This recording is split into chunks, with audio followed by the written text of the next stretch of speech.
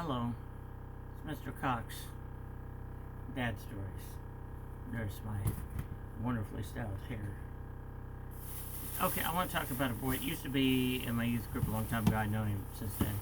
Ran into him here recently. Got to talk to him again. Was glad to see he's doing well.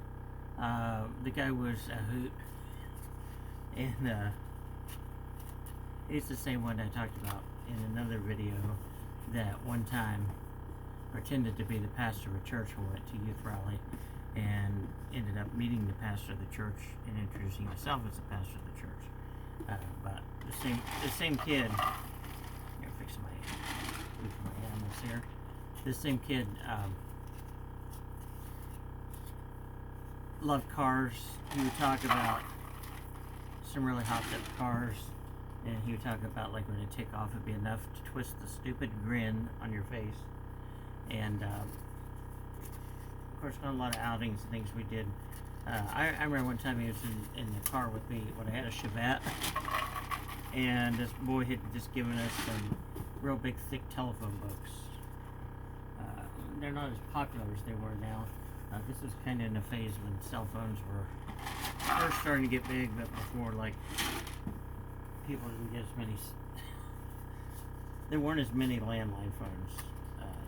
Or they were now more than they are now. I'm sorry.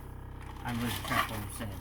So, anyway, you used to get a lot of these big, thick phone books, more than you do now. So, we were in the Chevette, and we're going out around the bypass of this city. I didn't, tell him to do this. I wouldn't tell somebody. And at the point that this boy wasn't a minor at this point, I don't know, he was probably 19, 20, 21, somewhere in there. But he had this thick, he goes, I want to see what happens to this phone book. He opens the car door while I'm going at highway speed, holds it down, because in Chevette you're pretty close to the ground, holds it down to the ground to see what I'll do to it. Thankfully nobody was hurt, and if I told him he was going to do that, I'm never going to do that. But that's what happened. He played in bands, but he always had a pedal that's used for volume control in your electric guitar. He called it Stampy, and he always wanted to get a Leslie cabinet, and our church had some Leslie cabinets. I didn't know what they were for at the time for the bass and music, and he eventually got one, I think, and he's been playing with his dad, I think, in a band, but used to be in some bands with him, and he was just a hoot. He always had something funny to say about everything. He's one time he was usually he liked classic rock, but one time he was in a band about rap music, and he came and he had this new Ford LTD. It wasn't new, but it was new to him. His Ford LTD brought it over. It was like the police cruisers they used to have, the police interceptors, and he brought it over to show it to us. He goes, here, this won't have anything bad or cussing in it. He was outside the church building. He goes, okay, so he cranks it up and he goes, boom, boom, F, boom, boom, F, S, boom. He goes, oops, I guess it does have cussing in it. So, didn't continue to play it. But he always had something going on with music or with cars. And one time he decided he was going to give a sermon, message to the youth, and he brought this it was a little man made out of coconuts. Had like a coconut for the head, a coconut for the body, and he decided he was going to use it for a prop, where the Bible talked about not having idols, and he made a whole big thing about it, and I can't remember, he called him stupid, and he like threw him on the ground. And he did a really good job, but it was very animated and very interesting. So, another time later in life, when he was on up in his 20s,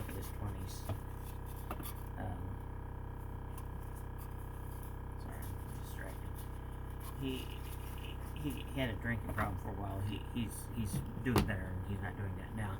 But he was in a car with somebody, and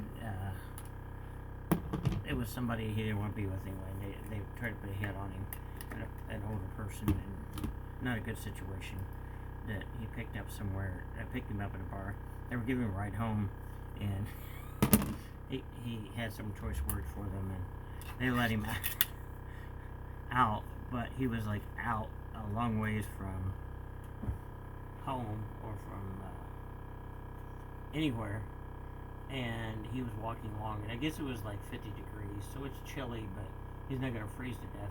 But he's under the influence of alcohol at the time, like I said, and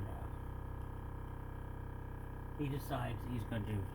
He finds this big like Caterpillar type equipment, and he decides he's going to start it up to see if he can get some heat off the engine. And because somebody had left the keys out there, and that's you can't do that kind of thing. Well, because it's somebody's property, he starts it up and he decides he's going to drive it home and he's going to put gas in it, and then he's going to have his dad driving, falling back, and park it there because he wasn't intending stealing it. He wasn't a thief. But in his mind, he thought it had a good excuse. He was too cold. He was going to freeze to death. So he gets to the gas station, and he stops in there. It's like, I don't know, something like 3 in the morning.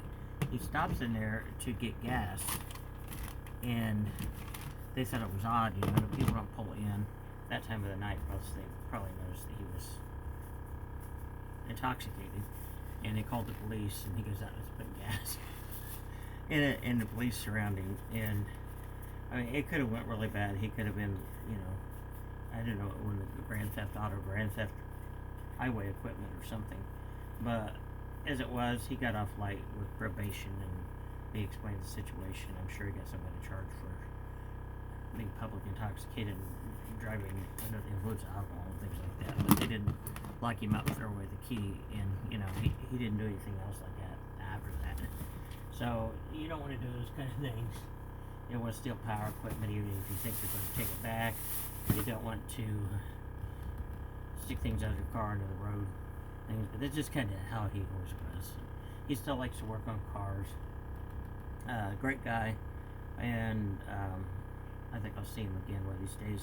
Like I said, I saw him again here recently. He was doing a lot better, and he got off of the drinking and things, so that's great. So I just want to talk about him for a minute, and some of the things he did, and he was just a funny guy. He always had something funny to say. So I'll catch you in another video. Mr. Cox out.